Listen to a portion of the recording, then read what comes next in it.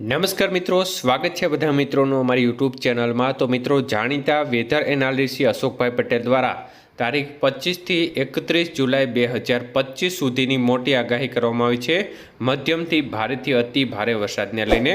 તો સંપૂર્ણ માહિતી વિગતવાર જોઈએ તે પહેલાં જે પણ મિત્રો નવા હોય તે ચેનલને સબસ્ક્રાઈબ કરી લેજો। તો મિત્રો, અશોકભાઈ પટેલ જણાવે છે કે ઉત્તરીય બંગાળની ખાડીમાં જે વેલમાર્ક લો પ્રેશર સિસ્ટમ હતી તે હવે મજબૂત થઈ અને ડિપ્રેશનમાં ફેરવાય છે અને તે ઉત્તર પશ્ચિમ બંગાળની ખાડી અને તેને લાગુ પશ્ચિમ બંગાળ અને બાંગ્લાદેશના કોસ્ટલ વિસ્તાર પર હાલ સ્થિર જોવા મળી રહી છે।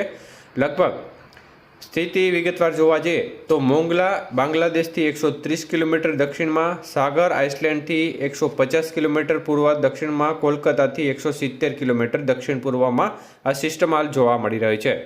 ત્યારે 25મી જુલાઈ 2025 દરમિયાન પાર થશે અને ત્યારબાદ તે ખાસ કરીને પશ્ચિમ બંગાળ, ઉત્તર ઓડિશા, ઝારખંડ તરફ પશ્ચિમ ઉત્તર પશ્ચિમ દિશા તરફ આગળ વધવાની સંભાવના છે।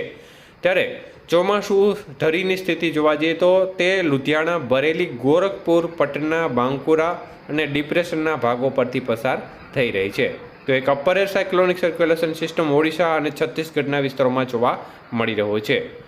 તો મિત્રો, ખાસ કરીને ચોમાસું ધરી મુખ્યત્વે 925 એચપીએ ઉપર જોવા મળતી હોય છે અને સામાન્ય સ્થાનથી તે ઉત્તર દિશામાં રહેવાની શક્યતાઓ છે।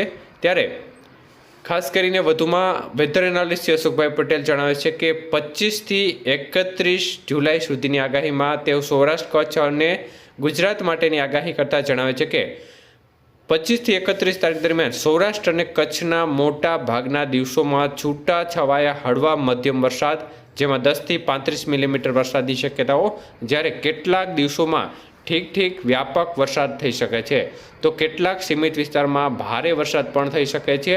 અઠવાડિયાના અંતે એટલે કે આગાહી સમયગાળા દરમિયાન કુલ 25 થી 50 મિલીમીટર વરસાદ રહેવાની શક્યતાઓ છે। તો અમુક સેન્ટરોમાં ભારે વરસાદ પડતો હોય જ્યાં 100 મિલીમીટરથી પણ વધુ વરસાદ નોંધાઈ શકે છે। ગુજરાત રિજન એટલે કે ઉત્તર ગુજરાત, મધ્ય ગુજરાત અને જે દક્ષિણ ગુજરાતના ભાગો છે તેમાં આ સમયગાળા દરમિયાન ઠીક વિસ્તારમાં વ્યાપક વિસ્તારમાં હળવોથી મધ્યમ વરસાદ, જેમાં 10 થી 35 મિલીમીટર અને છૂટાછવાયા વિસ્તારમાં ભારે વરસાદ, જેમાં 35 થી 50 મિલીમીટર, તો કેટલાક સીમિત વિસ્તારમાં ખૂબ ભારે વરસાદ થોડા દિવસોમાં શક્ય છે। તો અઠવાડિયાની કુલ સરેરાશ 50 થી 100 મિલીમીટર વચ્ચે રહી શકે છે અને કેટલાક એવા સેન્ટરો પણ હશે જે અતિ ભારે વરસાદવાળા વિસ્તારો, જેમાં 200 મિલીમીટર કરતાં પણ વધુ વરસાદ ગુજરાત રિજનના ભાગોમાં એટલે કે ઉત્તર ગુજરાત, મધ્ય પૂર્વ ગુજરાત અને દક્ષિણ ગુજરાતના ભાગો હોય ત્યાં નોંધાઈ શકે છે, જે સૌરાષ્ટ્ર અને કચ્છ કરતાં વરસાદી માત્રા ત્યાં વધુ રહેશે।